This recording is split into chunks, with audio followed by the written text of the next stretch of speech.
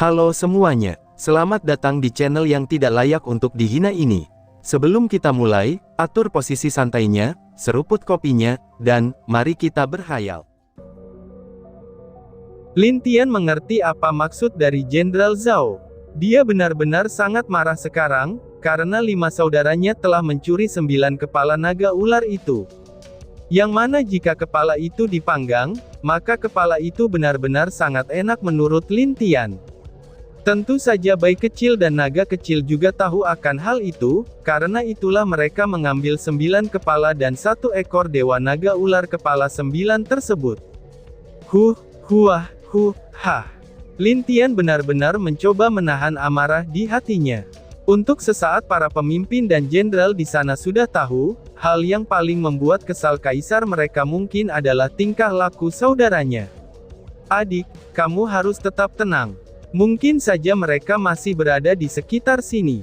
Bagaimana jika kakak perintahkan beberapa orang untuk mencari mereka, ucap Mu Jing-er yang mencoba menenangkan Lin Tian.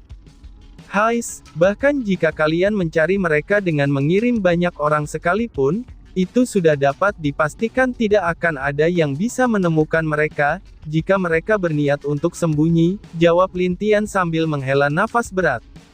Tunggu, apakah anjing kecil sialan itu juga pergi? Tanya Lin Tian yang merasa kalau Lang kecil juga tidak ada di dekatnya. Iya, dia juga pergi bersama 5 berandalan itu, jawab Mu Jing-er. Belum selesai masalah yang satu, yang lain malah membuatku kesal, ucap Lin Tian dengan wajah marah. Lin Tian memandang Mu Jing-er dengan tatapan yang berbeda. Melihat tatapan Lin Tian, Mu Jing-er tahu kalau dirinya tidak akan lolos dari amarah Lin Tian. Jadi dia langsung menundukkan kepalanya, dan tidak berani melihat tatapan Lin Tian. Baiklah, untuk para jenderal, kalian mintalah beberapa orang yang bisa memasak, dan mengolah daging naga ular kepala 9 ini menjadi santapan. Untuk hari ini sampai besok, mari kita berpesta, ucap Lin Tian. Lin Tian langsung memerintahkan mereka untuk mengadakan pesta sampai besok, dan itu cukup membuat mereka bahagia. Tentu saja karena mereka akan memakan daging naga ular kepala 9, ini membuat mereka benar-benar berpikir untuk mencari orang yang tepat untuk mengolah daging itu. Sedangkan Lin Tian mengatakan kalau dia tidak akan hadir dalam pesta itu, karena dia akan kembali ke alam kehancuran. Mendengar hal itu, Mo Gui meminta untuk ikut bersama Lin Tian, karena dia hanya ingin berada di sisi Lin Tian. Lin Tian menolak dan memerintahkannya untuk mencari tempat rahasia, itu untuk membangun pangkalan perang bagi tim yang akan mereka pimpin. Dengan terpaksa Mo Gui menerimanya dengan sedikit kecewa, tapi dia dengan senang hati mau membantu Lin Tian untuk membangun kekuatannya sendiri. Di depan, Lin Tian duduk desen menatap Mu Jing-er yang terlihat masih menundukkan kepalanya. Dia tahu kalau Lin Tian sedang kesal dengan tingkahnya, dan juga wanita lainnya saat Lin Tian tidak ada di rumah. Katakan padaku, apa yang harus aku lakukan agar kalian kapok? Ataukah mungkin kalian benar-benar ingin membuat kelompok seperti 5 berandalan itu? Ucap Lin Tian dengan suara tegas. Itu, adik kakak yang tampan, bukan begitu. Kami hanya, dia tiba-tiba tidak bisa melanjutkan apa yang akan dikatakan. Karena saat dia menatap mata Lin Tian, itu sudah jelas kalau dia salah mengucapkan satu kata saja, maka kelarlah hidupnya. Kami hanya apa? Tanya Lin Tian sambil masih menatap Mu Jing-er. Kakak salah, maafkan kakak, ucap Mu Jing-er dengan pasrah. Oh, hanya itu? Tanya Lin Tian lagi dengan wajah kesal. Mu Jing-er tidak dapat berbicara lagi. Dia tahu semakin dia banyak berbicara, maka Lin Tian akan semakin kesal. Dan untuk pertama kalinya, Lin Tian merasa kesal dengan ulah berandalan kecil itu. Mungkin jika orang-orang bermasalah ini tidak melakukan kejahatan di depan umum, maka Lin Tian pasti tidak akan menyinggung masalah Mu Jing-er, dan beserta wanita-wanita lainnya yang mabuk sampai berhari-hari itu. Bagus. Kalau begitu, kakak ikut denganku kembali ke alam kehancuran. Dan aku ingin memanggil kedua kakek, untuk membahas bagaimana menangani kalian, ucap Lin Tian dengan tegas. Adikku yang baik, bagaimana jika kamu jangan memanggil kakek? Atau memanggil ayah atau paman Lin? Itu tidak baik untuk memanggil mereka, hanya karena masalah kecil ini. Balas Mu Jing'er yang mencoba mencari cara agar Lin Tian tidak memanggil kedua kakek itu. Karena dia tahu jika mereka berdua datang, maka tidak akan ada hari baik bagi dia dan yang lainnya. Tapi Lin Tian tidak lagi peduli, karena dia benar-benar kesal dengan tingkah laku keluarganya ini. Tentu saja yang membuat dia kesal adalah wanita-wanita di keluarganya yang sungguh berani mabok di depan umum tanpa sepengetahuannya. Tidak, ikut aku, atau jangan salahkan aku. Jika kakak berani kabur, maka aku akan mengirim kakak ke alam bawah, dan bekerja di istana pengadilan mendampingi suku Patung Batu. Ucap Lin Tian yang dengan jelas telah mengancam Mu Jing'er. Tentu saja setelah mendengar kata suku Patung Batu, ini membuat Mu Jing'er langsung merinding karena dia tahu, kalau kebanyakan dari suku Patung Batu itu adalah orang-orang bodoh yang selalu berisik, dan juga selalu membuat ulah di mana-mana. Bekerja di alam bawah tentu saja tidak masalah, tapi jika bekerja dengan suku Patung Batu, bagaimana mungkin dia bisa tahan meski hanya 1 hari saja di sana? Baiklah, aku akan ikut, tapi jangan buat aku bekerja di alam bawah. Balas Mu Jing'er yang benar-benar sudah tidak dapat melawan lagi. Meskipun dia tahu kalau di luar dia bisa bersikap dingin, tapi dengan keluarganya sendiri apalagi Lin Tian, yang saat ini sudah memiliki sifat mirip dengan kakeknya, mana mungkin dia bisa melawan apalagi Lin Tian jauh berkali-kali lebih baik dari kakeknya. Bagus. Karena itulah yang terbaik, ucap Lin Tian dengan puas. Akhirnya dia memanggil Mo Gui, agar dia terus memperhatikan situasi negeri langit. Dan hingga sore harinya, dia juga membuat beberapa jimat yang dijanjikan kepada Mo Gui sebelumnya. Setelah itu, barulah dia membawa Mu Jing'er kembali ke alam kehancuran melalui gerbang portal keluarga Zhao. Gadis-gadisku, awas saja kalian. Ucap Lin Tian dengan wajah yang tegas. Dia yang pertama masuk ke dalam gerbang portal itu, lalu diikuti dengan Mu Jing'er yang terlihat seperti seorang anak-anak yang baru saja dimarahi. Di alam kehancuran, Mu Xuanyin tiba-tiba saja menggigil, dan itu membuat dia bangun dari kursi di mana dia bersantai bersama para wanita lainnya. Tentu saja di sana sangat lengkap. Di sana ada Bai Yu, Ming Bier, dan para istrinya Lin Tian juga. Mereka merasakan hal yang sama, tapi tidak terlalu peduli dan masih melanjutkan kegiatan populer mereka. Apalagi sejak pasukan Dewa Penghancur mundur, mereka menjadi lebih santai dan bebas dari segala kekhawatiran. Wah, mabok bersama kalian memang luar biasa. Kapan-kapan kita akan minum lagi seperti ini, ucap Ming Bier yang merasa puas dengan keadaannya sekarang. Nenek, aku setuju. Lain kali mari kita cari beberapa amer yang lebih baik untuk kita minum bersama, ucap Lan Jingyi yang wajahnya benar-benar sudah merah karena mabuk. Mereka tidak tahu akan ada badai yang siap menerjang mereka. Dan itu hanyalah masalah waktu saja sampai badai itu muncul, sehingga membuat mereka benar-benar jatuh ke dalam keputusasaan, walaupun itu hanya untuk sementara saja. Benar saja, tak berselang beberapa jam di malam itu, Lin Tian muncul di depan istana kehancuran bersama dengan Mu Jing'er, yang masih dengan malu mengikuti Lin Tian. Salam Kaisar, ucap para penjaga dengan hormat saat melihat Lin Tian datang. Lia, jangan beritahu siapapun kalau aku sudah kembali. Sekarang aku ingin tahu, di mana ibu dan permaisuriku berada. Tanya Lin Tian kepada para penjaga. Siap Kaisar, dari kemarin sampai sekarang mereka sepertinya masih berada di taman pribadi, dan belum keluar sejak saat itu, jawab para penjaga itu dengan penuh hormat. Mendengar jawaban itu, Lin Tian mengangguk dan langsung masuk tanpa sedikit pun menoleh lagi ke belakang. Dua penjaga yang melihat ekspresi Lin Tian tahu, kalau kaisar mereka saat ini sedang marah.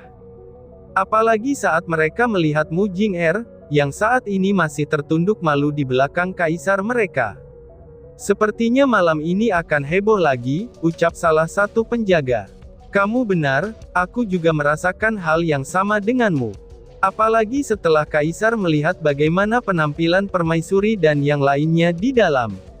Yang lainnya juga setuju dengan ucapan temannya itu. Karena mereka tahu kalau Kaisar mereka sendiri orang yang jarang minum, apalagi pesta-pesta seperti yang dilakukan para wanita di istana. Karena kelakuan para wanita itu, ini hanya akan membuat dia menjadi sangat kesal. Di alam elemen dan es, dua kakek Lin Tian mendapatkan pesan agar mereka datang malam ini ke alam kehancuran. Tentu saja di saat-saat seperti ini mendapatkan pesan dari Lin Tian, ini membuat mereka berdua merasa sangat bingung. Tapi, karena cucu kesayangan mereka yang meminta, tentu saja mereka tidak menolaknya. Jadi karena itulah mereka langsung memberikan tanggung jawab kepada dua paman Lin Tian yang malang itu, dan mereka langsung bergerak menuju alam kehancuran. Wah, benar-benar sangat nikmat. Menantuku yang baik, bagaimana jika kita tambah minumannya lagi? Tanya Bai Yu yang terlihat sudah mengangkat botol amer lagi. Boleh-boleh, jawab Lan Jingyi dan Mu Suanyin dengan penuh semangat. Di antara mereka bertiga, mungkin hanya Seng Chuer yang terlihat agak tidak tertarik dengan mabok-mabokan. Bahkan dia telah mencoba beberapa kali membujuk mereka semua agar berhenti, karena dia takut jika Lin Tian kembali dan memergoki mereka seperti ini, itu pasti akan membuat Lin Tian menjadi sangat marah. Sayangnya dia juga dicekokin amer dengan paksa oleh mertua dan juga neneknya, dan ini membuat dia menjadi agak mabuk. Tapi karena maboknya nanggung, dan ini membuat dia langsung mau minum lagi. Kakak, bukankah sebaiknya kita berhenti saja? Tanya Seng Chuer dengan cemas. Apa yang kamu cemaskan? Kamu tenang saja, suami kita tidak akan kembali untuk beberapa hari ini, karena dia sedang sibuk di negeri langit, jawab Lan Jingyi dengan penuh semangat sambil mengangkat dan meminum amernya. Tapi kan, seru Seng Chuer. Itu benar adik, meskipun dia kembali, dia tidak akan bisa marah dengan kita, karena kita memiliki ibu Bai dan nenek bersama kita, tambah Mu Suanyin. Mu Suanyin dengan penuh keyakinan percaya bahwa, Lin Tian tidak akan berani memarahi mereka. Meskipun dia tahu, kalau mereka semua melakukan hal seperti ini tanpa kehadirannya. Tentu saja keyakinan itu ada pada nenek dan ibu mertua mereka, dan hanya saja mereka salah langkah. Lin Tian telah dibuat kesal oleh 5 berandalan, yang sekarang telah bertambah menjadi 6 berandalan. Lin Tian juga sadar kalau wanita dan juga keluarganya yang lain sedang berpesta aneh di sini, dan itu hanya menambah kekesalannya saja. Tentu saja dia tidak akan melepaskan wanita-wanita ini, bagaimanapun cara mereka untuk membela diri. Oh, jadi kalian berpikir kalau aku takut kepada ibu dan nenekku, begitu ya, ucap suara Lin Tian yang terdengar dingin di telinga mereka semua. Hah, gumprang. Semua wanita itu langsung menjatuhkan botol amer mereka tanpa sadar, dan kemudian berbalik badan secara serentak. Di mata mereka, mereka melihat sosok tampan dengan wajah dingin sambil memandangi mereka dengan penuh amarah. Itu, Anu, suamiku, kamu sudah pulang. Ucap Mu Suanyin dengan agak gelisah. Iya, aku sudah pulang istri-istriku yang baik, jawab Lin Tian dengan suara marah. Itu, ibu harus pergi dulu, sepertinya jemuran ibu belum ibu angkat, ucap Bai Yu yang mencoba kabur. Haiyah, nenek juga lupa kalau tadi sedang memasak, dan apinya belum nenek padamkan, ucap Ming Bier. Ming Bier juga ingin kabur sekarang, setelah melihat wajah cucunya yang terlihat sangat marah saat memandangi mereka semua. Tentu saja Feng Yin dan wanita lainnya juga mencoba untuk kabur. Tapi mereka telah meremehkan bagaimana marahnya Lin Tian, itu setelah mendengar laporan kelakuan mereka semua. Diam, berbarislah dan berlutut di sini. Jangan ada yang kabur. Jika berani kabur, maka harus siap untuk menanggung resikonya. Teriak Lin Tian dengan kesal. Semua wanita itu langsung kaget, dan buru-buru mengambil posisi berlutut menghadap ke arah Lin Tian. Karena mereka keluarga, tentu saja mereka sangat tahu bagaimana sikap Lin Tian jika dia sedang tegas. Jadi mereka tentu saja tidak berani sedikit pun merencanakan untuk kabur dari Lin Tian. Bagus kalau tidak ada yang kabur, ucap Lin Tian dengan suara tegas. Ming Bier yang biasanya sedikit tidak terkendali, kini benar-benar patuh seperti kucing yang baru saja ketahuan mencuri. Bahkan Seng Chuer merasa sedih saat dia tahu, kalau apa yang dia takuti benar-benar terjadi sekarang. Jadi siapa yang akan mulai duluan untuk berbicara jujur kepadaku? Tanya Lin Tian sambil duduk dan memandangi para wanita yang berlutut itu. Anakku, kami sebenarnya sedikit lelah, jadi karena itulah kami berpesta sedikit di sini, ucap Bai Yu.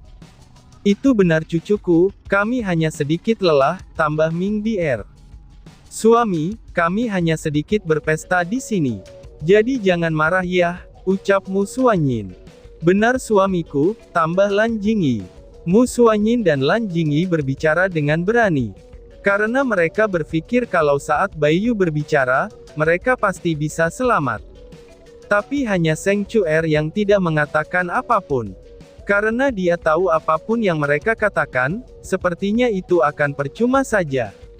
Sedikit lelah ya, dan sedikit berpesta. Hampir setiap hari dalam seminggu, begitukah yang dinamakan sedikit pesta?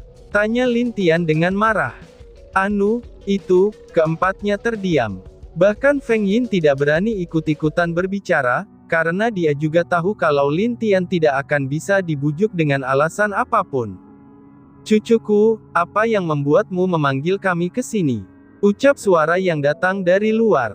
Seketika itu, wajah Mu Jing'er dan juga adiknya menjadi kaku. Itu karena mereka sangat mengenal suara siapa ini. Bahkan Ming Bier juga sangat cemas, karena dia merasakan kalau ada aura yang mirip dengan suaminya. Kakek, kalian akhirnya datang juga, ucap Lin Tian yang menyapa keduanya. Hahaha cucuku yang baik, ternyata kamu sudah berkembang dengan baik, ucap Lin Sang dengan bangga. Dan tiba-tiba saja bersambung. Sekian dan terima kasih banyak. Bye-bye.